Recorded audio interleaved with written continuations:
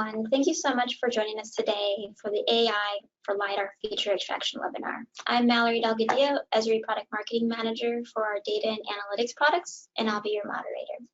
Today, I'm joined by my Esri colleagues who I'll go ahead and let introduce themselves. Dimitri? Thank you, Mallory. I'm Dmitry Kudinov. I'm a senior data scientist with Esri. Hi, my name is David Yu. I'm a data scientist from the GeoAI team at Esri. Very happy to be here.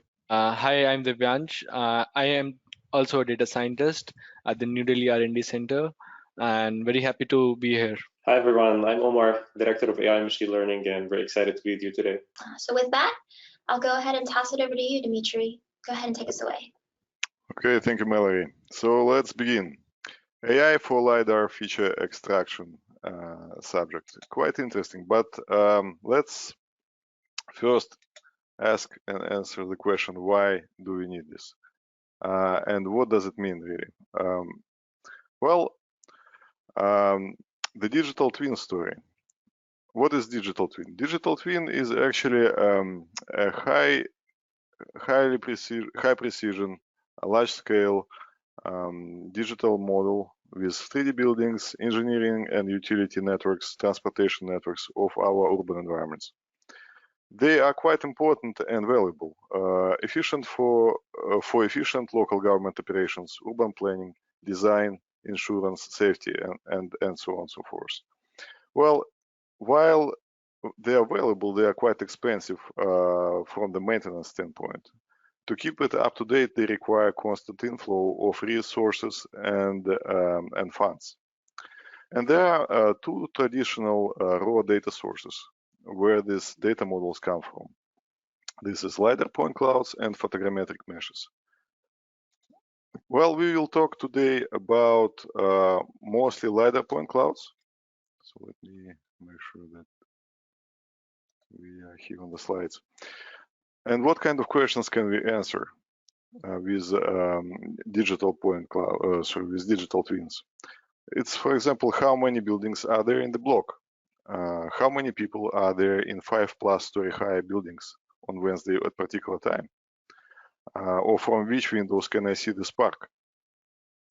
Or which apartments market value will be affected by this new construction, which is happening in the downtown?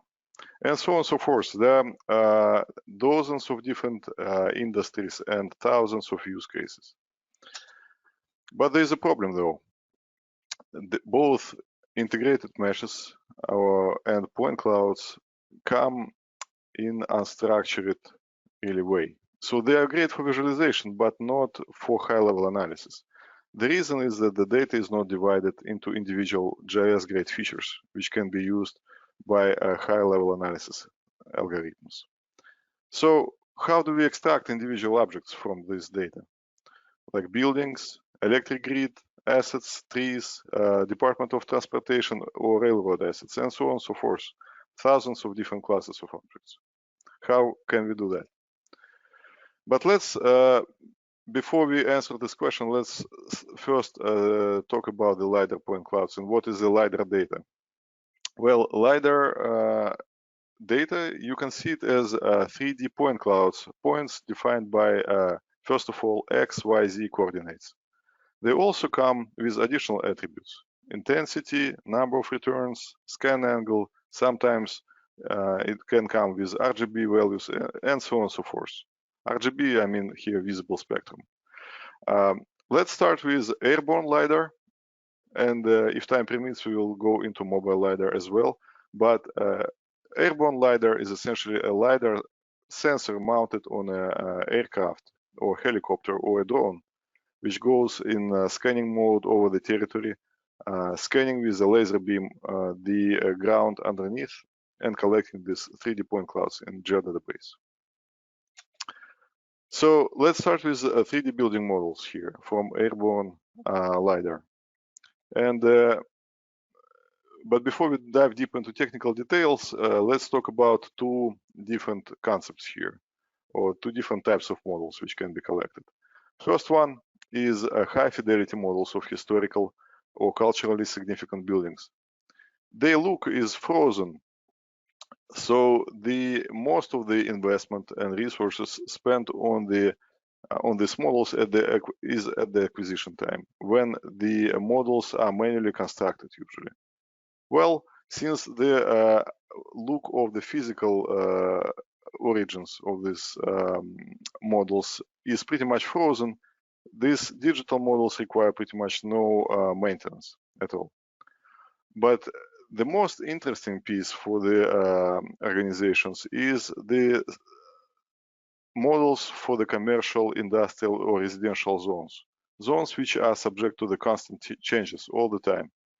Moreover, these areas contain most of the population during the day or night hours, and these areas require periodic updates to stay up to date. So such updates must be quick, accurate, and cost efficient. And this is exactly what we will be talking here about. One of the approaches which showed its efficiency in multiple projects so far is to take a LiDAR point cloud and collapse it into a raster 2D layer, so-called digital surface model. We can also normalize this digital surface model by subtracting the ground level, essentially leaving this aggregated point cloud in form of a raster where every single pixel represents the height in feet or in meters above the local ground.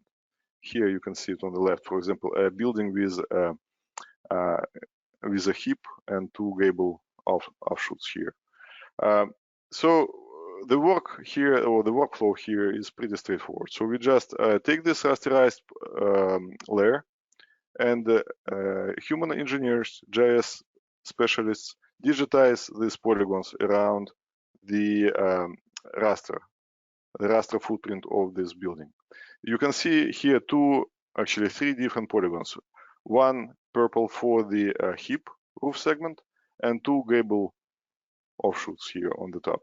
Then these polygons, along with this normalized DSM, is taken into the procedural rules where the extrusion of the final model happens.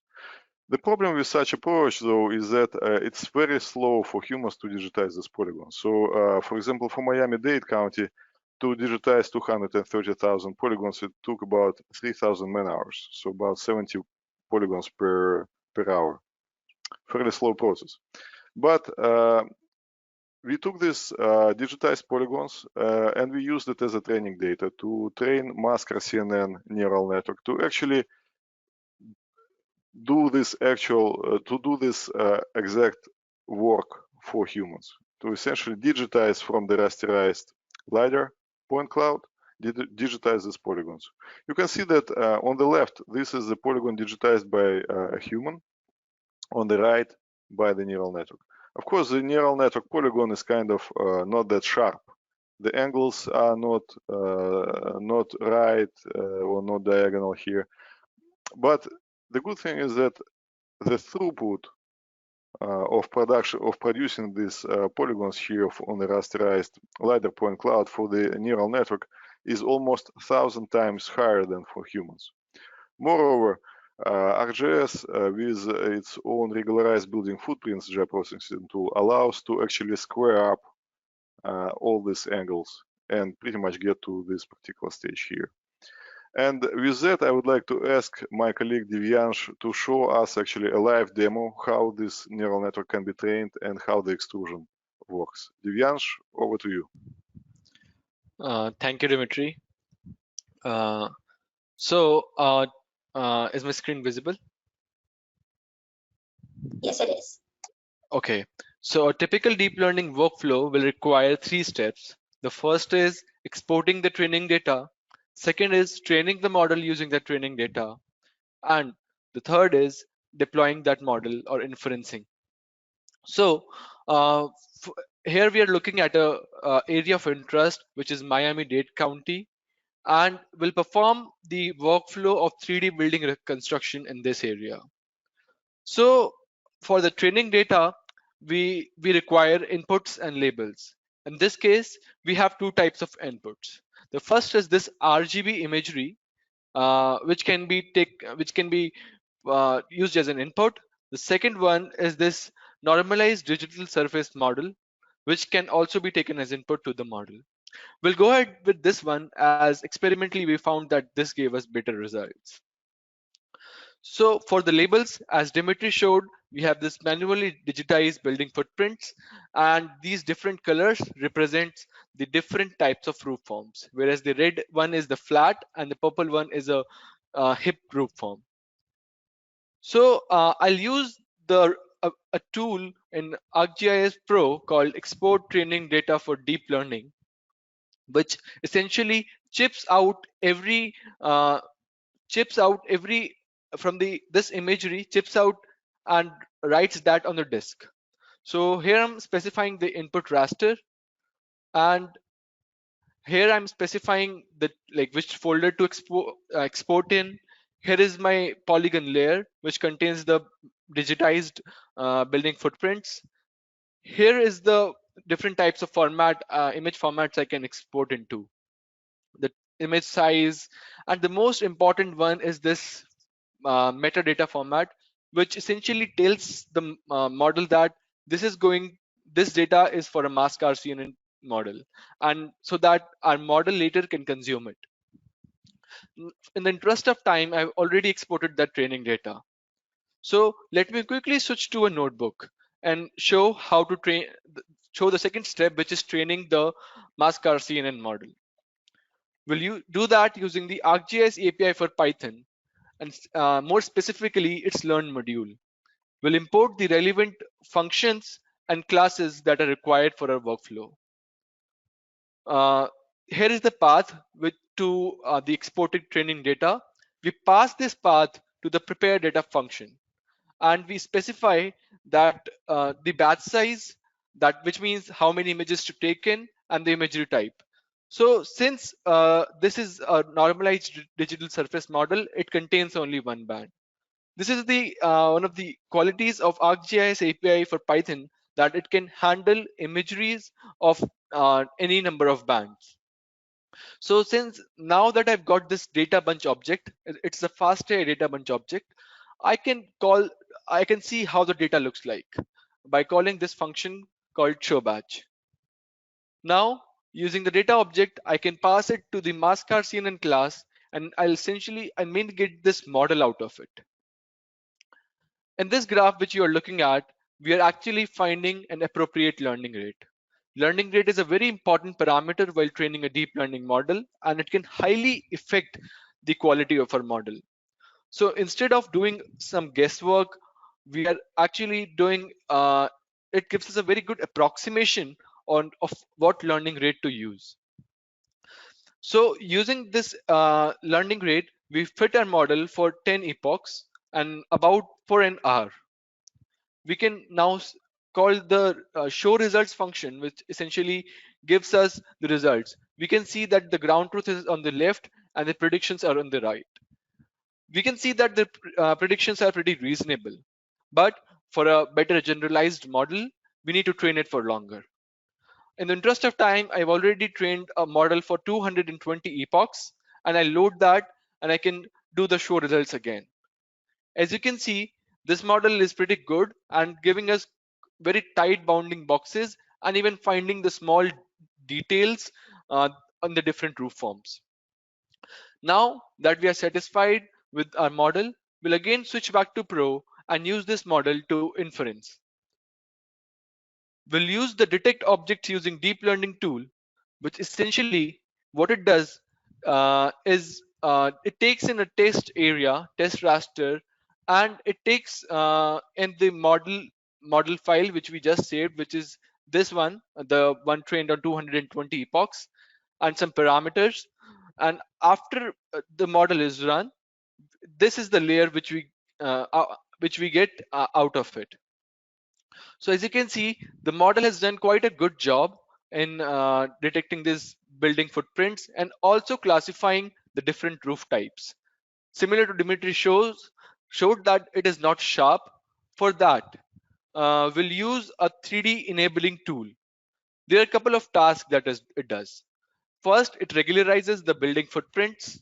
Second, it uses the digital surface model and the digital terrain model to add in the height information into these footprints. and it uses it also takes an input as a city engine rule package, which helps it to convert it into a multi-patch polygon layer. So after running this tool, we essentially uh, uh, get this layer out of it, which is actually 3D enabled. And if we convert it into a scene, we can get this beautiful looking 3D buildings. And as you can see, the height is also associated, and all the different roof forms are also classified properly. So here is how we can use deep learning to speed up our workflow and reduce manual labor hours. Thank you, and over to you, Dimitri. Thank you very much, Divyansh. Very impressive. Looks pretty good. So we've seen a very interesting example when the 3D building models could be extracted from LiDAR without any human intervention pretty much whatsoever. But back then we worked with 2.5D version of the point cloud, which was essentially rasterized into the normalized digital surface model. But can we really work with 3D point cloud directly? And this is a very good question. And how would training data actually look in this particular case?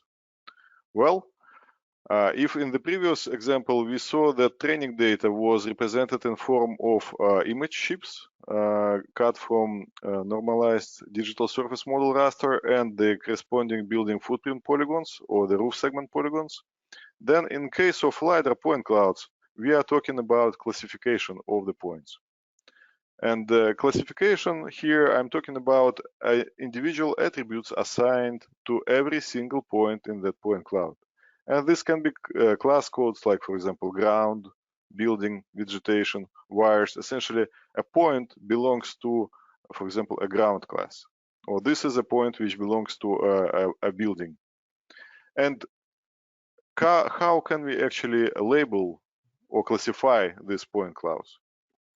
And ArcGIS Pro in particular in version 2.5 provides a bunch of quite useful tools which allow you to do exactly that, to essentially create in an automatic, semi-automatic or even manual way using various statistical or proximity-based tools to actually select and assign corresponding classification codes to the group of points that you are interested in using in your deep learning models. Well, and with that, actually, I would like to ask my colleague David to show us how it really works inside ArcGIS Pro. David, over to you. Thanks, Dimitri. So when we're talking about, training a machine learning model, and when we assess, the amount of effort that goes into this entire process, a lot of the time, it is actually the labeling part that is the most time consuming. And my colleague Divyansh has talked about how to essentially create these kind of training labels in a 2.5D case. Now I'm going to talk about how to do the same in 3D. So what you see here is the same Miami-Dade County data, except now it's just the raw point cloud data. And if I zoom in a little bit, you'll see how all of these points are essentially color-coded by what is their height value. So in order to change the way this views, I can click on this layer, go to symbology, and click class. So now all of these points are going to be classified or color-coded by class instead. And we see that there's some classes that's already been color-coded. However, for some of the classes that we're interested in, things like buildings and also ground points, we see that a lot of these regions are grayed out, so we don't have class labels associated with them. So in order to bring class labels to these points, I'm going to first zoom into a specific extent here. Let's say we're just interested in assigning class labels to these buildings here. What I can do is click on the last file, go to classification, and under automated classification, there's the option for me to first of all classify ground automatically. So I'm going to click that, make sure that the last file is brought in, and within the environment, I'm going to set the current display extent for where I want this process to run. So once I click run, you will see how all of these points will start to get color-coded by the specific class ground.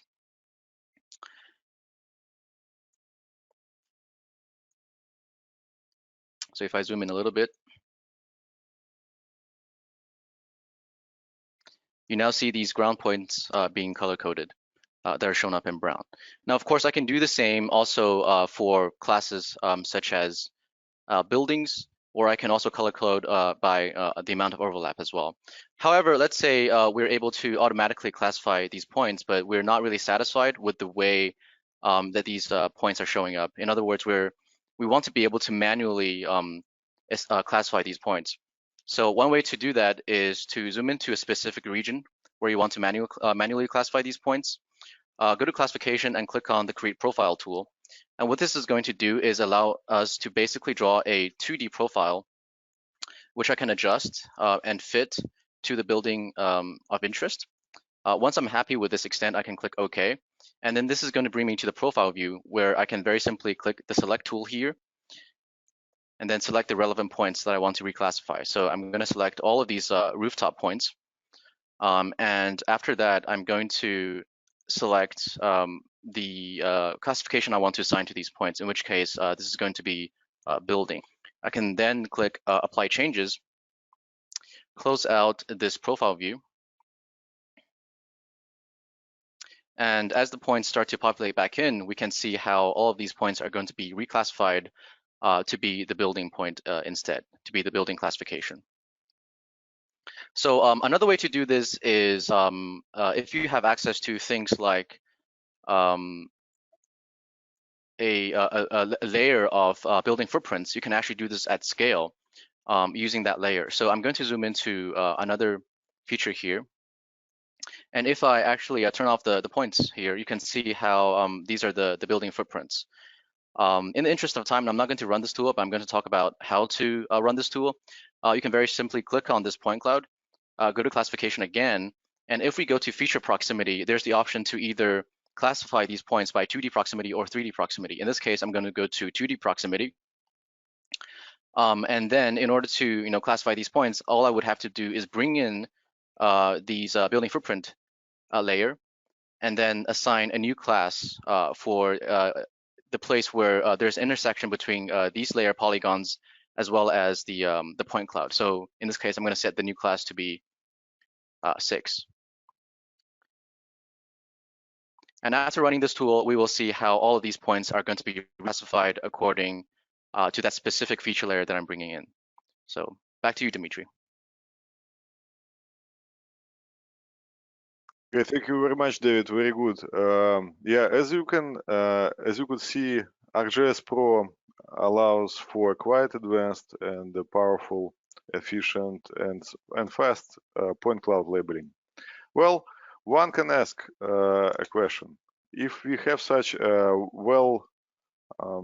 balanced set of tools to label point clouds, can we just go from there and recreate the building footprints there using these statistical tools? And actually, this is a very good question. And there is a workflow, which you can see right now on your screens, which allow you to recreate quite detailed building models out of standard job processing tools without using any AI.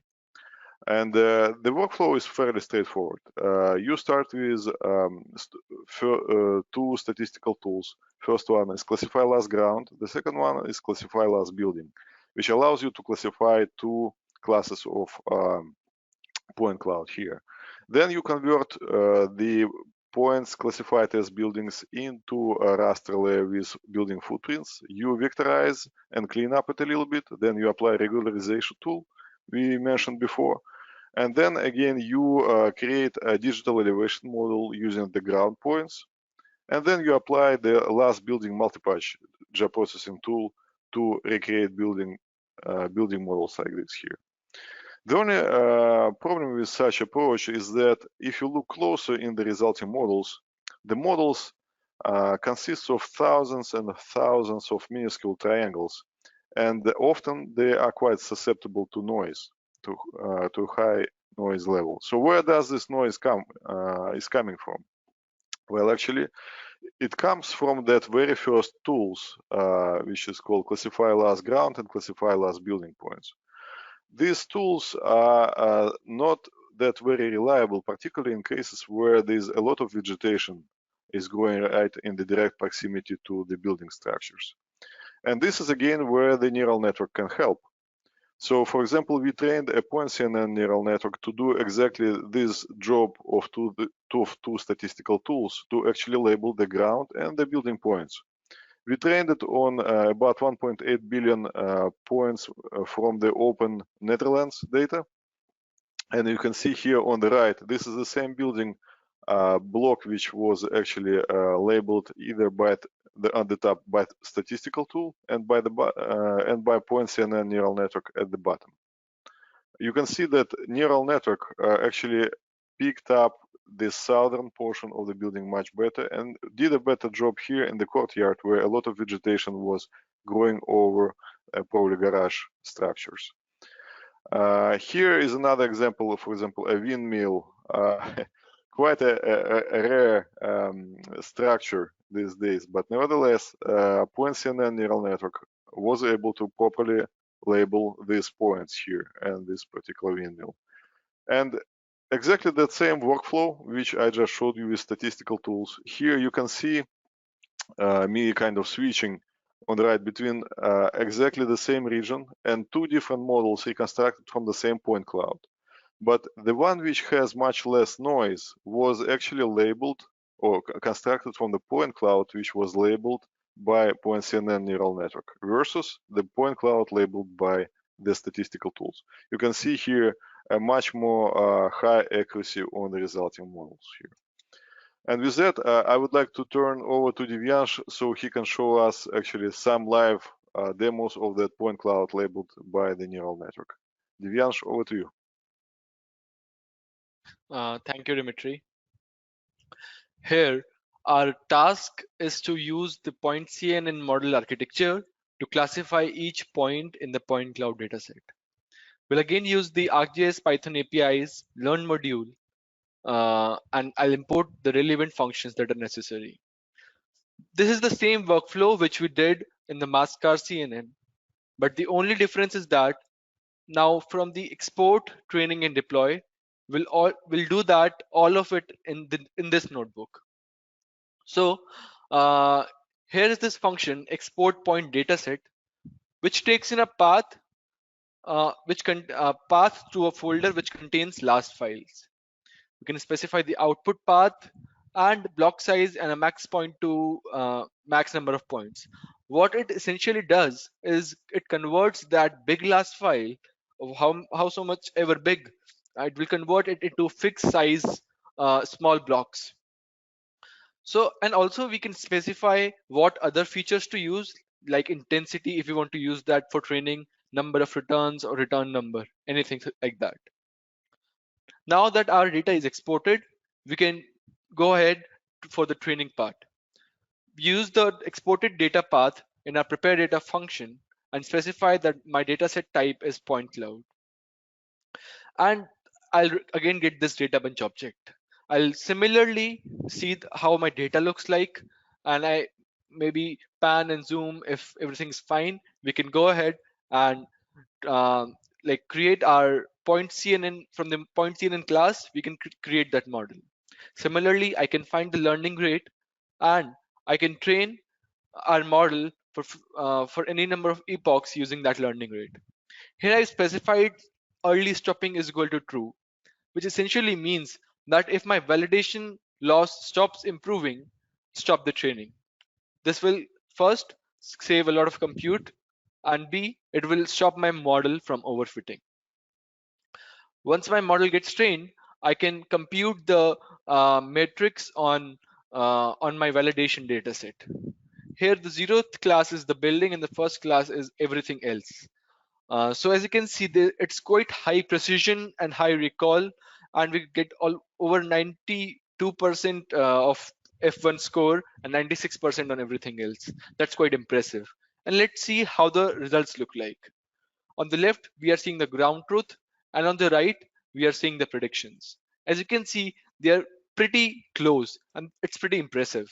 You're seeing less number of points because we have set the max display point to 2000, so that we don't blow up our VRAM. So if we are satisfied with the results, we can go ahead and save the model. Now comes the deployment part. It's as simple as running this line of code, where we pass in a task, a folder which contains last file we want to inference on, and it will return, it will predict on these last files and create a separate folder with the predictions. So let's go ahead and see how these predictions look like. On the left, you are seeing, and also here we are comparing it to the traditional statistical methods. So on the left are the output from the classification of traditional methods, and on the right we have the output from the classification of PointCNN. We can clearly see that the PointCNN is much smoother, but let's go to specifically some bookmarks and see how PointCNN is performing much better as compared to the traditional methods.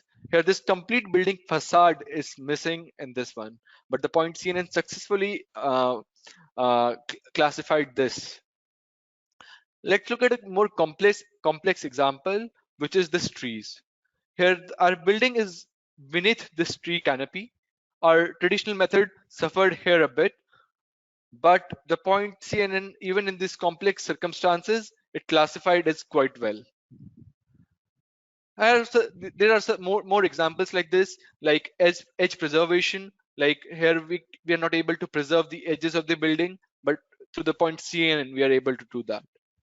So that's how we can use PointCNN to increase the accuracy for classification, and hence have less noise in the classified data. So over to you, Dimitri. Thank you. Thank you, Divyansh. Quite interesting example as well here. But PointCNN is not only useful for buildings. Buildings is kind of a fairly straightforward object with a lot of plane surfaces, orthogonal to the ground and roofs and so on and so forth. So let's talk about more complex examples. Let's talk about wires and poles in airborne LiDAR again. And here we worked with AM group from Australia, who spent about 50,000 man-hours a year of manual labeling wires and utility poles to look for essentially safety corridor encroachment because of the vegetation or construction. Well, they provided us with manually labeled 10 billion points of airborne point clouds containing 4 different classes: wire, stay wire, pole, and everything else. And we experimented looking for options to actually use AI here to label these wires in this point cloud. Well, the problem with wires, in contrast with buildings, is that there's a huge class imbalance. So if you are familiar with deep learning, class imbalance for classification is actually a big deal. And here, 99.76% of all the points actually belong to the class other. Nevertheless, there is also another problem, that wires are quite thin neighborhoods of the points, which are susceptible to fluctuations in the point density, depending on how the scan lines of the LiDAR sensor align to the angle of the wire itself. You can see it on the right. A lot of fluctuations in the point density.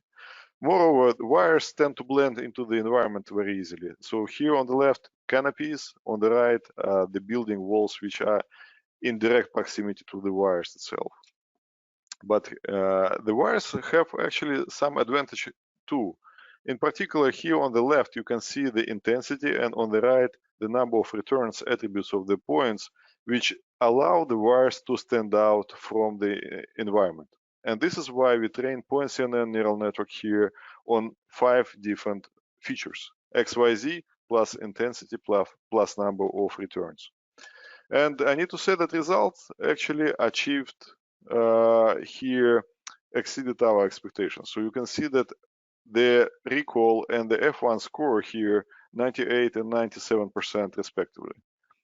For the poles, it's lower, but still pretty good. 77 recall, 78 F1 score overall.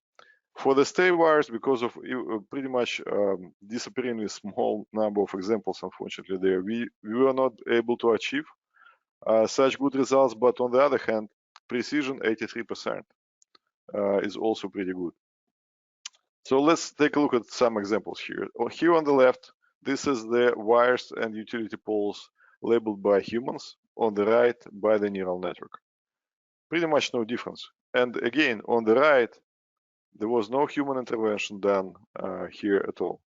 Another example here with the power line going down the hill, quite a complex environment with the tree canopies, the Z elevation change, and so forth. So nevertheless, neural network was able to pick up properly wires and utility poles here as well. So this is what we started with. This is what we got after applying the PointCNN trained on the wires. But since we also had another model trained on the buildings and vegetation and ground, we applied it here as well. And using just 2 PointCNN neural networks, we were able to classify this point class in more than point cloud in more than 6 different classes. No human intervention whatsoever. So this was for the airborne point clouds, but let's talk now about the road ahead, what we are working on actively right now, and the mobile point clouds in particular. And what is a mobile point cloud? Mobile point cloud is essentially the point cloud collected by pretty much the same type of sensor, LiDAR sensor, but it is mounted on a vehicle, for example, in this particular case. And the propagation of the laser beam happens in the horizontal plane. Here again, we can have multiple different attributes here. And often these LiDAR point clouds are captured with the 360 imagery happening and captured at the same time and space as the LiDAR point cloud. Here at the top, the 360 imagery from Cyclomedia, and at the bottom, corresponding point cloud with the vehicle actually located right in here in this white square. There are some peculiarities with such point clouds. The first one is actually the point density, which drops faster than quadratically the farther you go from the sensor. The second is a gap, which happens often at the background object if it is blocked by some object in front. So the foreground object and the background object, this is pretty much the same story as with raster data captured here, because even the view sheds actually of both the imagery-oriented imagery and the point cloud are identical here. And this is, for some can say this is a minus, others say that this is a big plus, because this capture of both imagery and point cloud of identical view shed allows for a unique way of quickly classify these point clouds. And how we do it? Here on the left, you can see a piece of the imagery, and on the right, the corresponding point cloud. If we draw semantic masks manually on the imagery here on the left, you can see them here overlaid on top of the imagery, and then just project it through simple ray tracing back on the point cloud, then you have your point cloud classified this way, just by projecting essentially 2D semantic masks. Of course, it's not perfect, but when you have a lot of examples like this, this is the way to go actually. And to prove you that this is a working way, we ran a few experiments, and here you can see actually buildings extracted or labeled properly from the point cloud captured by the neural network, which was trained on the point cloud labeled exactly this way by projecting essentially 2D semantic masks onto the point cloud. You can see quite good results with almost 96% F1 score for the building points. You can see this purple or dark red points here labeled by the neural network. Same thing for the trees, almost 93% F1 score for different types of trees in Los Angeles, although the neural network was trained on the data from Netherlands. And traffic lights. The traffic lights, we took it as an edge example because it was represented by a very small number of points. Moreover, the traffic lights have various shapes, types. They have 1, 2, or 3 different lights on them. They can be differently attached or suspended on the actually mounting structures. They are also located in the most noisiest intersections with a lot of pedestrians, traffic, even buses and tram, like in this particular case, you can see it in the point cloud. Nevertheless, even in this worst case scenario, we were able to achieve F1 score of 60%. Of course, it's far from being perfect, but on the other hand, we are talking about the F1 score at the point cloud level. You can see that the number of points here labeled by the or drawn as red points. Actually, these are the points labeled by the PointCNN neural network after it was trained for a few hours here. So these are the points labeled by neural network as belonging to a traffic light. A lot of noise, but the biggest and the most consistent clusters are in the right place. So now let's talk about the actual feature extraction.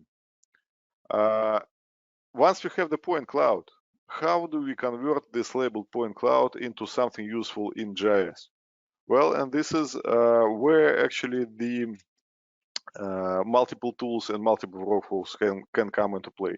Today we will talk about the very probably robust one and the most universal, which is based on machine learning and density-based clustering. So here let's talk about the trees in Los Angeles neighborhood. So we got the point cloud labeled by the neural network containing the 3 points, right? So we filtered this out, and this is overlaid it on top of a base map. You see that the point cloud matches actually the satellite imagery pretty well here. So this is our points converted into features, the multi-points. Then we apply the density-based clustering, the dbScan job processing tool, to cluster, to get the individual clusters here of the trees.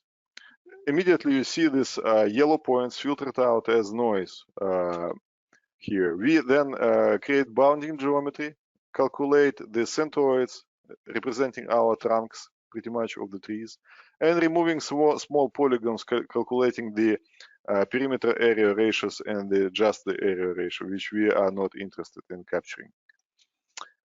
All right, so we got the 2D geometry of the tree canopies and the trunks. Now let's calculate the tree height, right? So since we have the point cloud, we just run the classify last ground, or run a neural network which can classify ground for us. Build the digital elevation model here. Then we calculate the digital surface model from the same point cloud, do the minus operation to normalize it, and then essentially use the zonal statistics for all the geometries which we captured at the previous step to calculate the maximum value from the normalized digital surface model, which effectively gives us the height of individual tree here.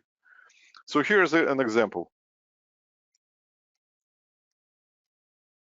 Looks pretty good and pretty accurate. So very straightforward, and all these tools are available to you inside ArcGIS Pro out of the box. Similar thing with traffic lights. You can see here the actual point cloud and these yellow features on top. These are actually extracted features in the geo database already. These are point features which we extracted using the same machine learning post-processing with dbScan and the height extraction. You see they are pretty much like dead on top of the traffic lights here. Here's at the bottom very nice examples of denoising actually. So dbScan also allowed us to discard some of the misclassified points which were inappropriately labeled by the neural network as belonging to the traffic light.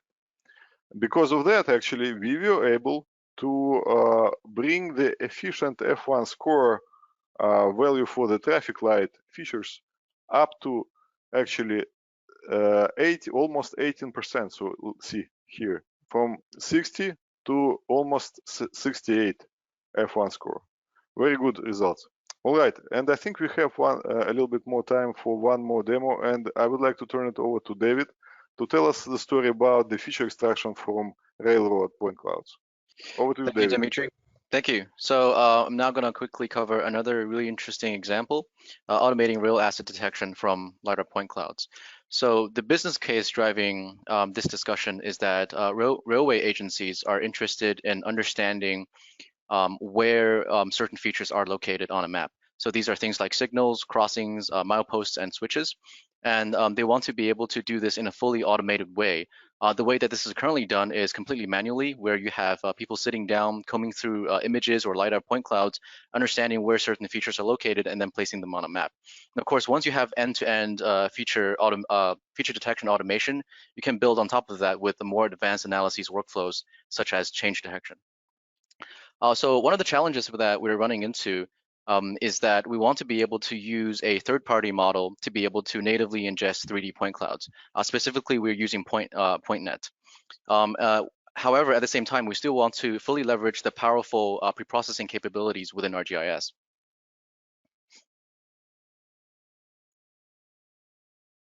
So now let me quickly talk about data pre-processing, modeling, and accuracy assessment.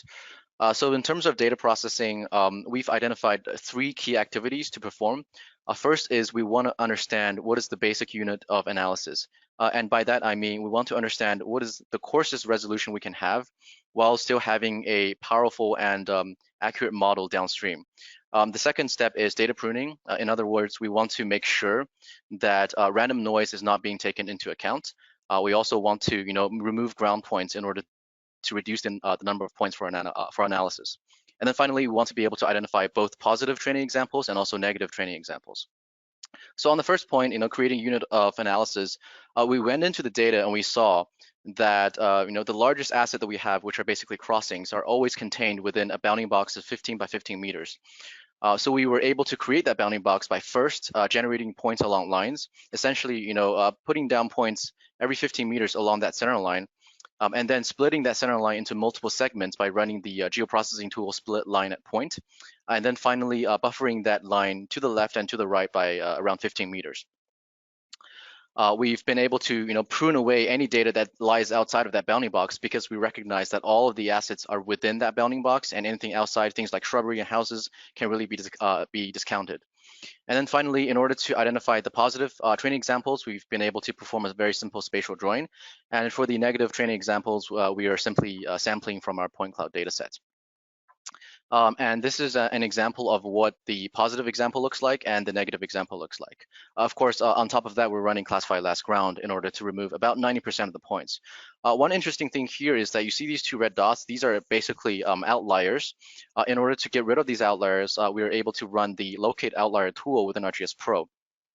And then the rest of the data pre-processing pipeline is really done within ArcGIS notebooks, where we are running spatial random sampling because the model that we're trying to run, PointNet, performs optimally with about 4,000 points as input, whereas each bounding box has about 50 to 200,000 points.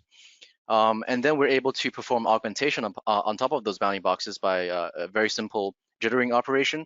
And then finally, the data that's really been passed to the model consists of point cloud with information such as X, Y, relative Z, and intensity. I'm not going to talk too much about the architecture of the PointNet model that we've decided to use. Suffice it to say that it is a custom TensorFlow model. And again, the idea is to be able to use any third-party model for analysis while still, being able to leverage the powerful pre-processing capabilities within ArcGIS. In terms of accuracy, as you can imagine, things that are more sort of obvious, signals and crossings get better precision and recall values, whereas things that are tiny like switches do not perform as well. And these are the type of outputs that we've been able to get. So the output is essentially point features on top of those bounding boxes that identify the location of those positive examples. And with that, I'd like to pass it over to Omar. Thank you, David. That was awesome. So I want to share with you guys a couple of resources at the end of this talk. I think it was amazing, and the team did a great job showing you different examples. So if you can see my screen right now, I want to share with you a couple of links that could be really useful.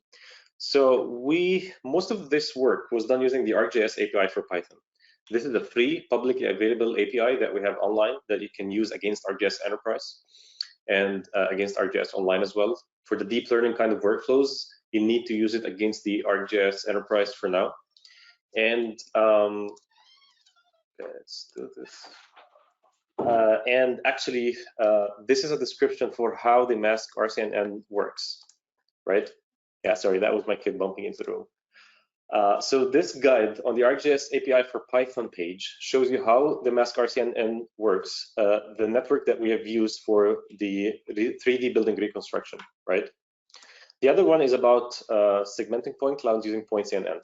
So if you have seen these examples that Dimitri and Divyansh has been showing, this is the technique that we're using to segment those point clouds, right? So you can follow up with this guy to understand how it's working, what's the difference between that and the traditional convolutional neural networks. And we're going to have very soon a notebook describing how to use PointCNN for doing these workflows that we have showed today.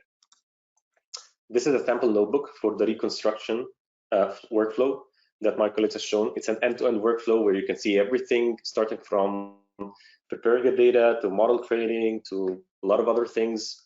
And you can find a lot of these sample notebooks online, by the way. And when it comes to notebooks, ArcGIS Notebooks is one capability that can help you do these workflows. It's a Jupyter Notebook experience that comes within ArcGIS that can work in a server environment or a desktop environment. So we can have it with Pro or ArcGIS Enterprise. It comes pre-configured with almost 300 plus data science libraries, deep learning, machine learning, whatever you need. And it's tightly integrated with ArcGIS. So it's a very good way to do these workflows. And this is the link for ArcGIS Notebooks. You can know about it from here. It comes, the basic version comes for free with ArcGIS Enterprise. And the advanced version actually includes ArcPy. And there are a lot of sample notebooks that I invite you to look at online. So we're going to share all of these links in the group, in the LinkedIn group that I'm going to announce right now, and in the email as well. In this link, you can find a lot of sample notebooks that you can browse, notebooks for machine learning, deep learning. You can see the code, you can play with it, and you can download it, obviously, and play with it. And I want to share a couple of two things as well. So the GeoAI blog on Medium, medium.com/GeoAI. This is a blog that we've put together where you can find a lot of blog posts about and AI, ranging from vision object detection, line cover classification, and a lot of other things as well. And finally, I want to announce the LinkedIn group on Medium. This is the GeoAI LinkedIn group where we are going to have a lot of discussions, resources, and links related to AI meeting location intelligence. So I invite you to join this group and have a look at these resources. And with that said, I want to conclude our talk today and start discussing your questions. Thank you so much. Question 1, can you just remind everybody about the list of licenses that they would need to follow the workflows that you presented today? Right, so for the for most of the work which we showed today, you would require the image analyst license, and for working with point clouds, 3D analyst license. These two would be enough. PointCNN itself, if you have LAS files which we were labeled before somewhere else, or you have a trained PointCNN model, you can run it locally without any licenses. So PointCNN inside ArcGIS for ArcGIS API for Python starting with 1.8, yeah, it allows you to run PointCNN on local LAS files without any license. Great, thank you. And then another question we had, what is the input raster you are using to detect objects using deep learning, and DSM or imagery?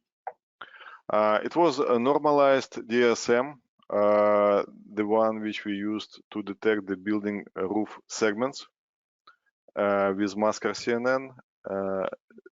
So normalized DSM is essentially a LiDAR point cloud which was collapsed into a 2D raster layer with a single channel where the values of this channel represent actually the height above the local ground. Great. Another question, is the prediction pixel-based or object-based? If you are talking about the work which we've done with traffic lights and mobile point clouds, then the last F1 score which I showed you was object-based, post the DB scan clustering and denoising. The raw point cloud F1 score in case of traffic lights is lower, but as I showed in the previous screenshots, the main clusters of the points labeled there by the neural network actually correspond to the actual location of the traffic lights in the environment. Great. One more, I think we have time for one more. Is the RetinaNet model, does that have a predict method that returns a list of triplets for objects found in pixel coordinates? Can you get similar data from our CNN model in the API? Divyansh, do you want to take this one? I don't remember exactly the API for the RetinaNet. I think it's pretty much the same as for the PSPNet or UNet. Divyansh? Yeah. So we have that function mainly for purposes of pixel image predictions, but soon that functionality is going to be added to ArcGIS Pro. So we won't we do not have this functionality at this point of time, but this will be added later to ArcGIS Pro, so people will be able to do that using Pro. Thanks everyone, and have a good evening, afternoon, or morning. So take care everyone. Thanks. Thank you very much. Thank you very much.